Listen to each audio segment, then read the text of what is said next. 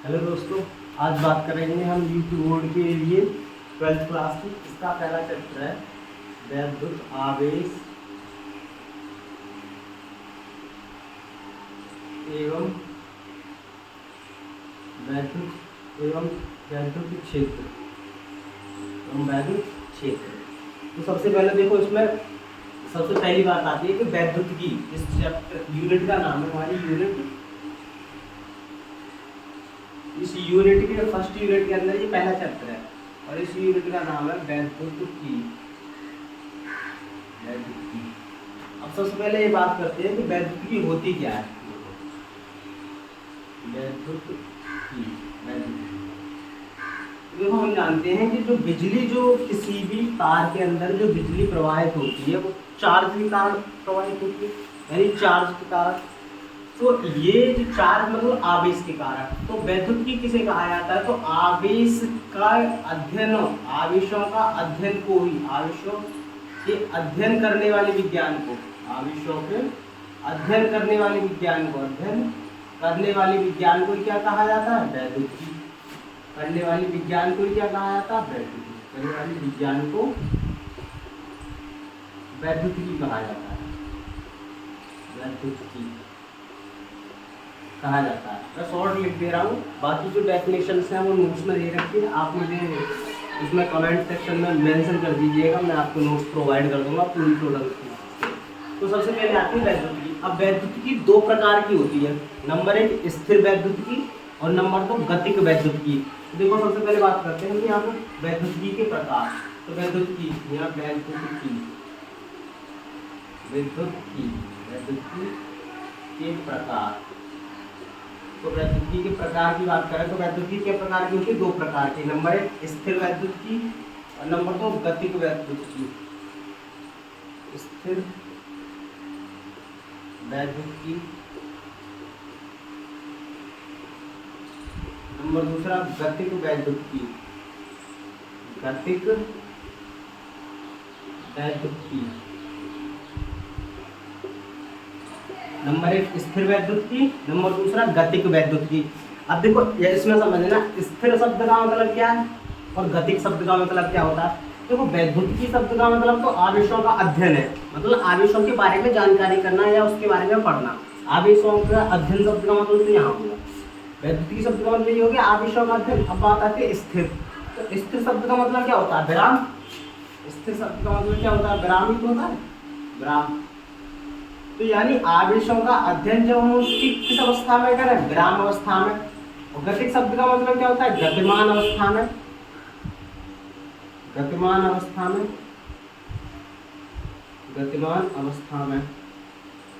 तो देखो, आवेशों का अध्ययन जब हम उनकी विराम अवस्था में करें तो स्थिर वैद्युत की, और जब आवेशों का अध्ययन उसकी गतिमान अवस्था में करें तो उसे गतिक वैद्युत की। और यही इसकी डेफिनेशन है कि आवेशों का अध्ययन विराम अवस्था में करने वाले विज्ञान को स्थिर वैद्युत की।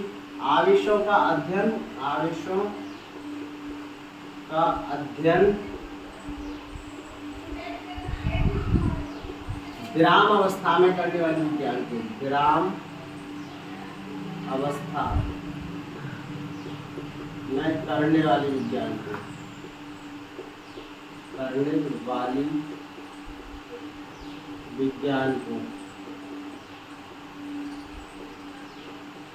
क्या कहा जाता है? स्थिर वैद्युत की। गतिक वैद्युत की क्या होती है? आवेशों का अध्ययन,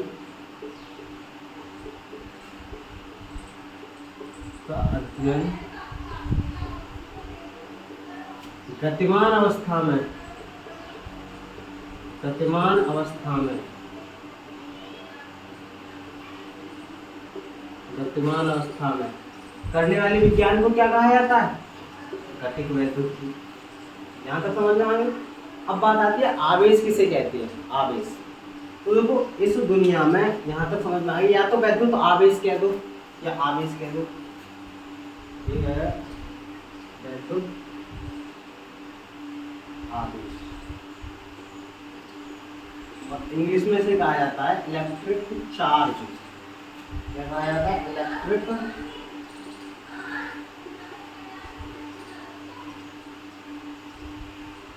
चार्ज। Electric charge. अब देखो समझो, सबसे पहले ये समझो कि वैद्युत आवेश किसे कहते हैं। तो देखो इस दुनिया में जितने भी पदार्थ हैं, जितने भी, सबके अंदर आवेश मौजूद होता है, ये समझो सबके अंदर, क्योंकि हर एक पदार्थ परमाणु से मिलकर बना होता है, और परमाणु के अंदर ही क्या होता है, जिसके 3 मूलभूत कण होते हैं, इलेक्ट्रॉन, प्रोटॉन, न्यूट्रॉन, और उन पर ही क्या अवस्थित होता है, आवेश। तो इस दुनिया में जितने भी पदार्थ हैं, चाहे टेबल, कुर्सी, बोर्ड, पेन, मार्कर, हमारा शरीर, जितने भी हैं, वो सब क्या है, किसी ना किसी परमाणु से मिलकर बने होंगे, और परमाणु से मिलकर बने होंगे, और उन परमाणु कण के 3 मूलभूत कण जो इलेक्ट्रॉन्स, प्रोटॉन्स, न्यूट्रॉन्स होते हैं। देखो मैं यहाँ पर जा रहा हूँ, सबसे पहले ये है कोई बॉडी, कोई बॉडी मतलब कोई भी वस्तु है, सपोज करो वस्तु है, वस्तु मतलब सपोज कर लो ये प्लास्टिक का एक टुकड़ा है, प्लास्टिक का एक टुकड़ा, प्लास्टिक का टुकड़ा, ये प्लास्टिक का टुकड़ा है, और इस प्लास्टिक के टुकड़े के अंदर बहुत सारे छोटे छोटे छोटे छोटे छोटे छोटे क्या होंगे, एटम्स, एटम्स यानी परमाणु, ऐसे करके छोटे छोटे छोटे छोटे छोटे छोटे परमाणु होंगे। जैसे ये नीले नीले डॉट डॉट्स दिखे ना, इसमें ये समझ लो कि एक पॉइंट ही, ये एक परमाणु हो गया, एक परमाणु, एक परमाणु होगा, एक परमाणु। और अब एक जो परमाणु वो 3 मूल कणों से मिलकर बना होता है। 3 मूल कणों का मतलब होता है जैसे हमारी रोटी मिलकर बनी होती है, आटे से, पानी से और नमक से, वही चीज है। ऐसे ही परमाणु किससे मिलकर बना होता है, इलेक्ट्रॉन, इलेक्ट्रॉन, प्रोटॉन और न्यूट्रॉन, और इनमें से इन 2 कणों का ही गुण क्या होता है, आवेश। तो सबसे पहली बात यही आती है कि आवेश क्या होता है, आवेश एक गुण होता है, गुण, गुण मतलब प्रॉपर्टी। तो सबसे फर्स्ट डेफिनेशन तो यही बनती है कि किसी पदार्थ का ऐसा गुण जिसे उस पदार्थ से हम आसानी से अलग नहीं कर सकते। देखो एक बात और ध्यान रखना, जो चीज़ हमें दिखाई देगी उसे हम उस पदार्थ से अलग कर सकते हैं, लेकिन जो चीज़ हमें दिखाई नहीं दे रही हम उस पदार्थ से कैसे अलग कर सकते हैं। तो ऐसे ही इस परमाणु के अंदर जो इलेक्ट्रॉन्स, प्रोटॉन्स होते हैं उनके अंदर आवेश मौजूद होता है, और उस आवेश को हम किसी भी प्रकार से अलग नहीं कर सकते। अगली बात समझ में यहाँ तक। तो पहली डेफिनेशन तो यही होती है कि किसी पदार्थ का ऐसा गुण जिसके कारण उस पदार्थ को, उस पदार्थ जिसके कारण उसे पदार्थ से आसानी से अलग नहीं किया जा सकता। यानी किसी पदार्थ का आवेश क्या होता है, किसी पदार्थ का ऐसा गुण जिसे उस पदार्थ से आसानी से अलग नहीं किया जा सकता, क्या कहलाता है, आवेश। आगे बात समझ में। तो सबसे पहले यही क्वेश्चन पुटअप होता है, क्या हम आवेश को आसानी से किसी पदार्थ से अलग कर सकते हैं? नहीं, कोई मेथड ही नहीं है। ठीक है, तो सबसे फर्स्ट डेफिनेशन तो यही है कि किसी पदार्थ का ऐसा गुण, किसी पदार्थ का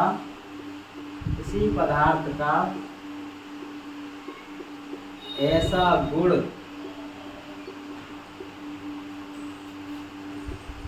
जिसे हम उस पदार्थ से आसानी से अलग नहीं कर सकते, आसानी से अलग नहीं कर सकते, अलग नहीं कर सकते, उसे क्या कहते हैं, आवेश कहते हैं। ये होगी आवेश की आप फर्स्ट डेफिनेशन, उसे आवेश कहते हैं, उसे आवेश कहते हैं, आवेश कहते हैं। अब आती है सेकंड डेफिनेशन। तो देखो मैं सेकंड डेफिनेशन आपको समझाऊं। सेकंड डेफिनेशन समझना, तो वो कितना उतार लेना उसको आगे रख कर देना।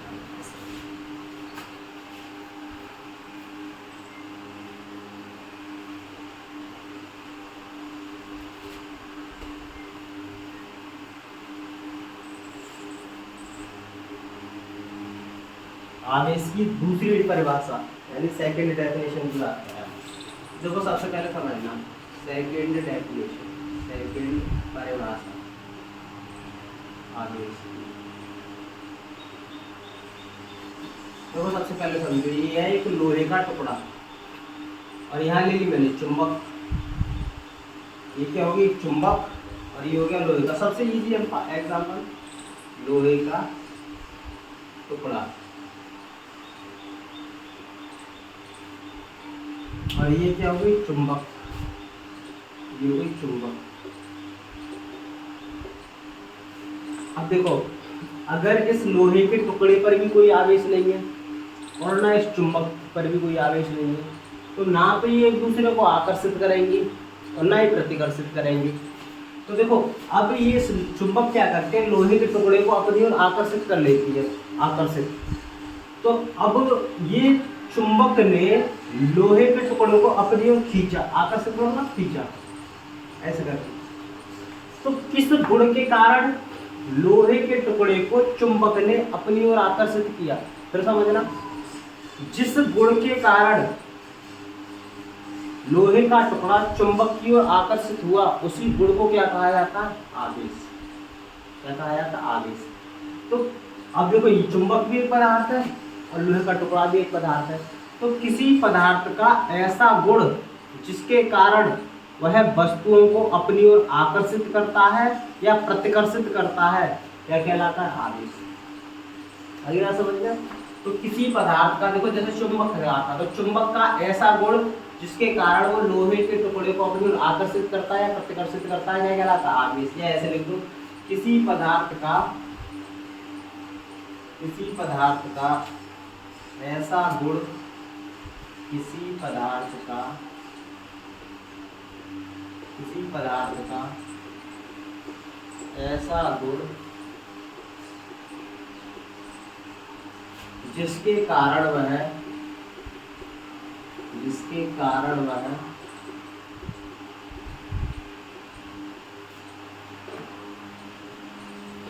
वस्तुओं को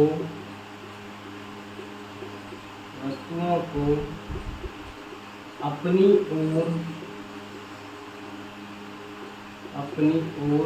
आकर्षित एवं प्रतिकर्षित करता है।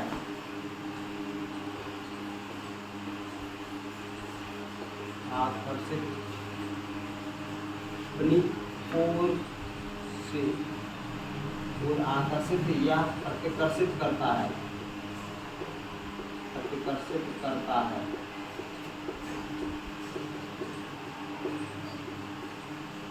उस गुण को क्या कहा जाता है, उस गुण को कहा जाता है हमारा आवेश। तो कहते हैं आवेश। देखो तीसरी डेफिनेशन समझना चाहो, तीसरी डेफिनेशन, देखो आवेश जो है दो प्रकार के प्रभाव उत्पन्न करता है। नंबर एक क्या कहते हैं, चुंबकीय प्रभाव, और नंबर दूसरा विद्युत प्रभाव। यानी हम ये बात करें कि आवेश, हमारा जो आवेश है ना, आवेश, ये आवेश दो प्रकार के क्षेत्र उत्पन्न करता है या दो प्रकार के प्रभाव उत्पन्न करता है। नंबर एक विद्युत प्रभाव,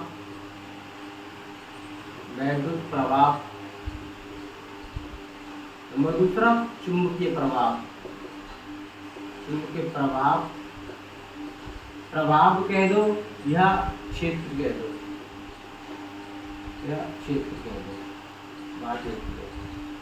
चुंबकीय प्रभाव या विद्युत क्षेत्र या चुंबकीय क्षेत्र। तो आवेश क्या होता है, किसी पदार्थ का ऐसा गुण जो विद्युत क्षेत्र उत्पन्न करता है, चुंबकीय क्षेत्र उत्पन्न करता है, उसी को क्या कहा जाता है, आवेश। अब देखो, आवेश का और एक विद्युत धारा के पदों में एक सूत्र होता है, आवेश बराबर Q बराबर विद्युत धारा I इंटू समय t। ये फॉर्मूला होता है, ठीक है। विद्युत धारा, वो आवेश Q बराबर विद्युत धारा इंटू समय, यानी Q बराबर IT की बात करें, Q बराबर I इंटू t, ये होता है फॉर्मूला।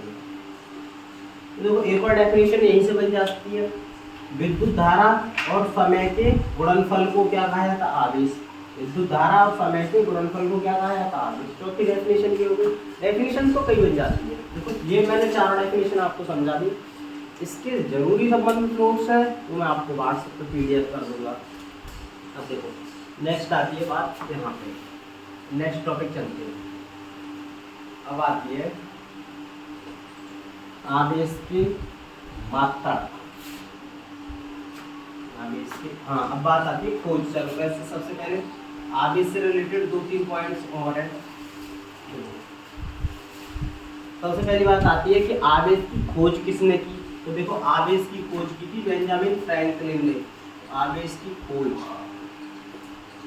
आवेश की खोज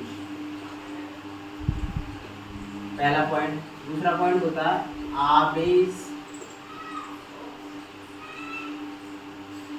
का पता किस उपकरण से लगाते हैं, पता। तो देखो आवेश की खोज की थी बेंजामिन फ्रैंकलिन, बेंजामिन फ्रैंकलिन। आवेश की खोज किसने की थी? बेंजामिन फ्रैंकलिन ने। आवेश का पता किससे लगाते हैं? तो इलेक्ट्रोस्कोप, इलेक्ट्रोस्कोप नाम का एक यंत्र होता है यानी उपकरण होता है, उसकी सहायता से क्या किया जाता है? आवेश का पता लगाया जाता है। अब बात आती है आवेश के मात्रक की, आवेश की मात्रक, आवेश की मात्रक। तो आवेश का जो सबसे, देखो पहला एक अभी तो मैंने यहीं से देखो Q बराबर I इंटू टी। यहाँ से देखो विद्युत धारा का मात्रक क्या होता है? एम्पियर। और समय का मात्रक सेकंड। तो एक तो एम्पियर सेकंड हो गया, और इसी को क्या कहा जाता है एसआई पद्धति में? कूलाम। एसआई सिस्टम में, एसआई मतलब इंटरनेशनल सिस्टम, जो अंतरराष्ट्रीय पद्धति होती है हमारी उसमें। दूसरा मात्रक होता है इसका स्टेट कूलाम, स्टेट कूलाम। ये होता है हमारा सीजीएस सिस्टम में, यानी सेंटीमीटर ग्राम सेकंड। नेक्स्ट होता है हमारा फैराडे, फैराडे। और आवेश का सबसे बड़ा मात्रक ही क्या होता है हमारा? फैराडे। यानी आवेश का सबसे बड़े मात्रक की बात करें, आवेश का सबसे बड़ा मात्रक, फैराडे। अब इस एक फैराडे कितने कूलाम के बराबर होता है, इस बात को ध्यान रखना। एक फैराडे जो होता है हमारा, एक फैराडे हमारा 96,500 कूलाम के बराबर होता है। 96,500 कूलाम, 96,500 कूलाम के बराबर होता है। ठीक है, 96,500 कूलाम के बराबर होता है हमारा एक फैराडे। 1 2 3 4, एक और समझो, एक EMU। तो एक और कौन सा मात्रक होता है इसका? EMU। एक EMU बराबर किसके होता है? तो एक EMU बराबर होता है हमारा 10 कूलाम की। ये एक और, यानी इलेक्ट्रोमैग्नेटिक यूनिट, विद्युत चुंबकीय मात्रक ये होता है। ये देखो आवेश की जितनी मात्रक थे वो मैंने आपको करा दी, इतनी मात्रक है आवेश की। पता किससे लगाया जाता है? इलेक्ट्रोस्कोप। खोज किसने की? बेंजामिन फ्रैंकलिन ने। यहाँ तक क्लियर हो गया? अभी देखो आगे चलते हैं। अब आते हैं आवेश के प्रकार। तो आवेश के प्रकार समझाने से पहले सबसे पहले मैं एक चीज बता दूं आपके लिए। चलो वो किसी पदार्थ का जो सबसे छोटा कण होता है वो होता है परमाणु, और उस परमाणु का आकार ऐसा होता है वृत्ताकार। यानी किसी पदार्थ का सबसे छोटा कण क्या होता है? परमाणु। और परमाणु का आकार कैसा होता है? वृत्ताकार। अब इस यह परमाणु जो दो भागों से मिलकर बना होता है, दो, एक तो होता है बीच का भाग नाभिक, और एक होता है चारों ओर का वृत्ताकार कक्षाएं, वृत्ताकार कक्षाएं। एक तो नाभिक और एक वृत्ताकार कक्षाएं। अब बात आती है नाभिक और वृत्ताकार कक्षाओं की। तो मैंने आपको पहले ही बताया था कि परमाणु 3 मूलभूत कणों से मिलकर बना होता है, इलेक्ट्रॉन, प्रोटॉन और न्यूट्रॉन। तो अब बात आती है कि नाभिक में क्या होता है। तो भैया यहाँ रहते हैं हमारे नाभिक में प्रोटॉन और न्यूट्रॉन, प्रोटॉन और न्यूट्रॉन ये नाभिक में मौजूद होते हैं। P प्लस N, P मतलब प्रोटॉन, N मतलब न्यूट्रॉन, P मतलब प्रोटॉन, N मतलब न्यूट्रॉन, शॉर्ट फॉर्म में लिख दिया। प्रोटॉन और न्यूट्रॉन नाभिक में उपस्थित रहते हैं। और इलेक्ट्रॉन्स क्या करते हैं, इलेक्ट्रॉन्स क्या होते हैं, वृत्ताकार कक्षाओं में गति करते हैं, वृत्ताकार कक्षाओं में गति करते हैं इलेक्ट्रॉन इन वृत्ताकार कक्षाओं में गति करते हैं, इन वृत्ताकार कक्षाओं में गति करते हैं। अब देखो बात आती है कि इसमें से हम निकाल किसको सकते हैं, मतलब इलेक्ट्रॉन्स को निकाल सकते हैं या प्रोटॉन्स को निकाल सकते हैं या न्यूट्रॉन्स को निकाल सकते हैं। देखो न्यूट्रॉन्स और प्रोटॉन्स को नाभिक से निकालने के लिए बहुत अधिक एनर्जी की आवश्यकता होती है। क्योंकि इसके अंदर बाइंडिंग एनर्जी कार्य करती है और इसके नाभिक के जो प्रोटॉन्स होते हैं वो क्या करते हैं, नाभिक के इलेक्ट्रॉन्स के साथ वैद्युत आकर्षण बल के द्वारा बहुत मजबूती से जुड़े होते हैं। वैद्युत आकर्षण बल जो दुनिया का सबसे मजबूत बल है, उसके कारण क्या होते हैं, जुड़े होते हैं, जिस कारण प्रोटॉन्स को और न्यूट्रॉन्स को निकालना पॉसिबल नहीं होता, लेकिन इलेक्ट्रॉन्स को निकालना पॉसिबल होता है। क्योंकि जैसे जैसे कक्षाएं बढ़ती जाती हैं उस वैद्युत आकर्षण बल का मान क्या होता जाता है, कम होता जाता है।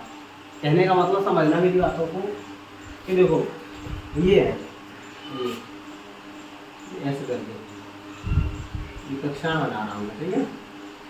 तो ये पहला इलेक्ट्रॉन था, सपोज दो इलेक्ट्रॉन थे यहाँ पे, पहली कक्षा में 2 इलेक्ट्रॉन थे, ये नाभिक के बहुत पास थे।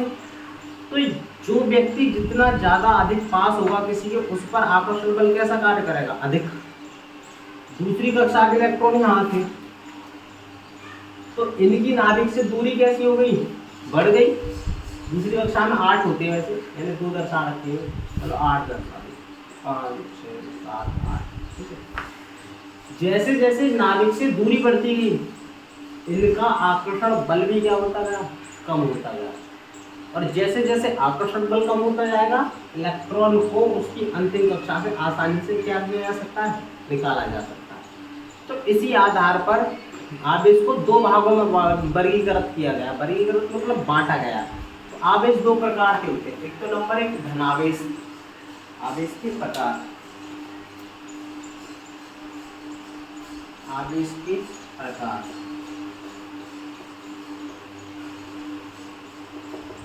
नंबर 1 धनावेश,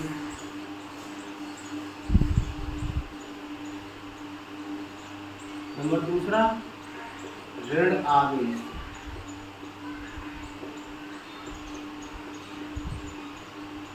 इंग्लिश की बात करें तो इसे कहा जाता है पॉजिटिव चार्ज,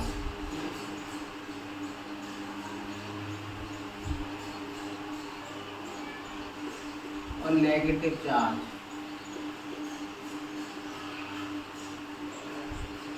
ठीक है, नंबर 1 पॉजिटिव चार्ज और नंबर 2 नेगेटिव चार्ज। अब बात आती है पॉजिटिव चार्ज किसे कहते हैं और नेगेटिव चार्ज किसे कहते हैं। तो देखो इनमें से जो पॉजिटिव चार्ज है वो पाया जाता है हमारा प्रोटॉन्स पर, इस पर प्रोटॉन्स पर, ये प्रोटॉन्स पर, प्रोटॉन। और ये नेगेटिव चार्ज है यानी ऋणावेश, ये किस पे पाया जाता है, इलेक्ट्रॉन्स पर, इस पर इलेक्ट्रॉन्स पर। अब इनकी वैल्यू कितनी होती है, तो इसकी 1.6 गुणा 10⁻⁻19 कूलम प्लस में धनावेश, और इसकी कितनी होती है माइनस के 1.6 गुणा 10⁻⁻19 कूलम माइनस में। ठीक है, तो देखो अब समझना बड़े ध्यान से। मैंने एक एग्जांपल से समझा रहा हूँ, सबसे पहले एग्जांपल से। NaCl इसका फॉर्मूला होता है सोडियम क्लोराइड, यानी नमक का फॉर्मूला होता है हमारा, ये इसका नमक का सोडियम क्लोराइड। Na हो गया सोडियम, Cl हो गया क्लोराइड। अब इन दोनों को मैंने ऐसे अलग अलग लिख दिया। और हम जानते हैं सोडियम का परमाणु क्रमांक कितना होता है 11 यानी 2 8 1। क्लोरीन का परमाणु कितना होता है 17 2 8 7।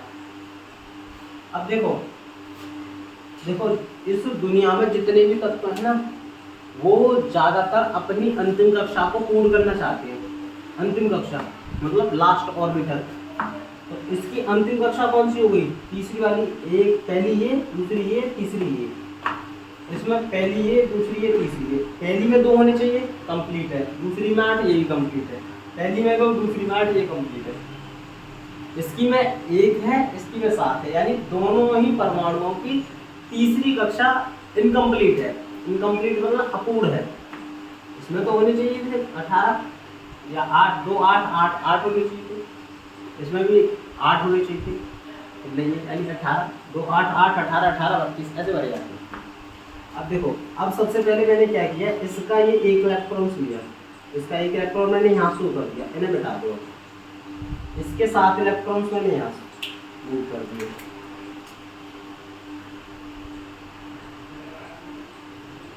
देखो ये एक परमाणु क्या करेगा इसमें देखो सबसे पहले इसका परमाणु क्रमांक कितना होता है 11। तो इसमें प्रोटॉन्स की संख्या भी कितनी होगी 11। इलेक्ट्रॉन्स की संख्या भी कितनी होगी 11। एक बात ध्यान रखना किसी परमाणु में जितने प्रोटॉन्स होते हैं उतने ही क्या होते हैं इलेक्ट्रॉन्स। यहाँ भी देखो प्रोटॉन्स की संख्या क्या होगी 17, इलेक्ट्रॉन्स की संख्या क्या होगी 17। न्यूट्रॉन से तो हमें कोई मतलब ही नहीं है क्योंकि न्यूट्रॉन्स तो उदासीन होता है। हम ट्रांसफर केवल इलेक्ट्रॉनों में करते हैं। अब देखो इस परमाणु की अंतिम कक्षा से 1 इलेक्ट्रॉन ये जो था ना ये वाला इलेक्ट्रॉन इस परमाणु को दे दिया जाता है। क्यों सवाल उठता है दिया क्यों ताकि इस परमाणु की अंतिम कक्षा भी पूर्ण हो जाए और इस परमाणु की अंतिम कक्षा भी पूर्ण हो जाए। अब सर ये कहोगे सर इसको देने से इसकी अंतिम कक्षा कैसे पूर्ण हो जाएगी। क्यों क्योंकि भाई इसकी तीसरी कक्षा में 1 इलेक्ट्रॉन था और उसने वो इलेक्ट्रॉन क्लोरीन को दे दिया तो उसकी अंतिम कक्षा तो समाप्त हो गई। भाई इसकी अंतिम कक्षा तो तीसरी वाली समाप्त हो गई लेकिन इसकी अंतिम कक्षा में पहुंचने पर ये कैसा हो गई इसमें हो गए 8 इलेक्ट्रॉन। तो यानी पहले जो इलेक्ट्रॉन थे 17 अब इसमें कितना हो गया इलेक्ट्रॉन 18 और पहले इसमें इलेक्ट्रॉन थे 11 अब कितना हो गया 10। यानी आदान प्रदान करने के बाद इसमें इलेक्ट्रॉन्स कितने हो गए 10, इसमें इलेक्ट्रॉन्स कितने हो गए 18। तो एक बात बताओ इसने इलेक्ट्रॉन्स क्या किया दिया ही तो यानी समझना इसने इलेक्ट्रॉन्स को क्या किया दिया। तो जब भी कोई परमाणु इलेक्ट्रॉन्स को देता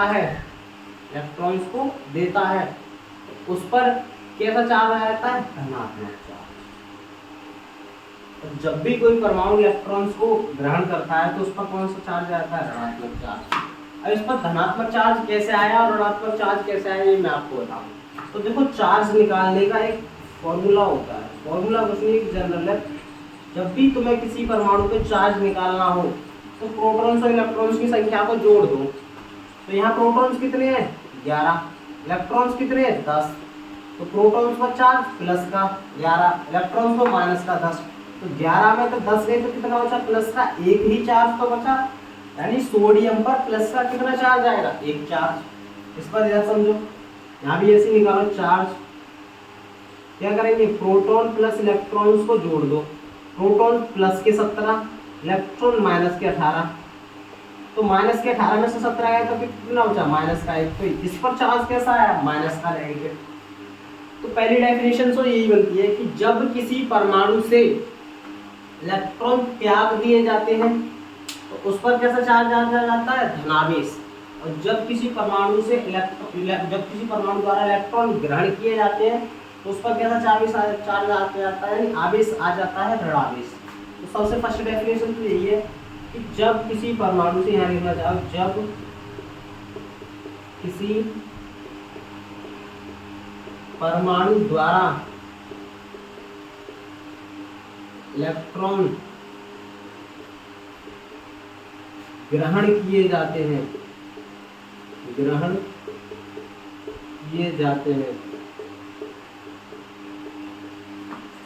तो उस पर कौन सा चार्ज आ जाता है? ऋणावेश आ जाता है, बेस आ जाता है। फर्स्ट डेफिनेशन तो ये थी।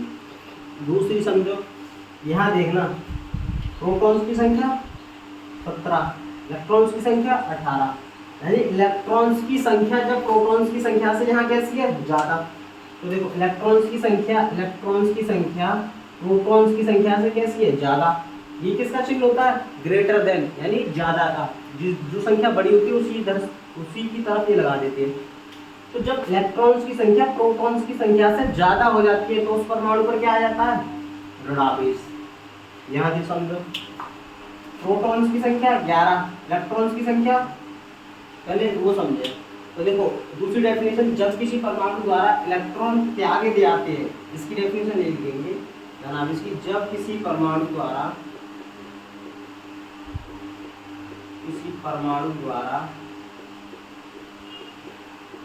इलेक्ट्रॉन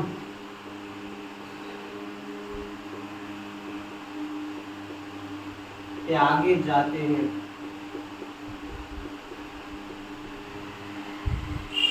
तो उस पर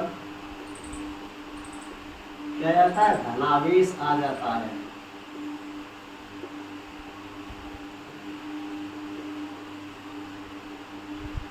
ठीक है, उस पर क्या आ जाता है? धनावेश। तो देखो प्रोटॉन्स की संख्या इलेक्ट्रॉन्स की संख्या से ज्यादा, प्रोटॉन्स की संख्या इलेक्ट्रॉन्स की संख्या से ज्यादा, इस पर क्या आ गया? धनावेश। अब आई होप मैं समझता हूँ यहाँ तक आपका सारा डाउट क्लियर हो गया होगा। इसके आगे की जो सारी चीज़ें मैं स्टेप बाय स्टेप सारा सिलेबस कंप्लीट कराऊंगा। न्यूमेरिकल्स भी करेंगे, जितने हैं इसमें न्यूमेरिकल सारे न्यूमेरिकल्स करेंगे। अब देखो इससे आगे का टॉपिक मैं नेक्स्ट वीडियो में दूंगा आप लोगों को। अगर आपको मेरी वीडियो अच्छी लगती है तो कृपया चैनल को लाइक और सब्सक्राइब जरूर करें। धन्यवाद।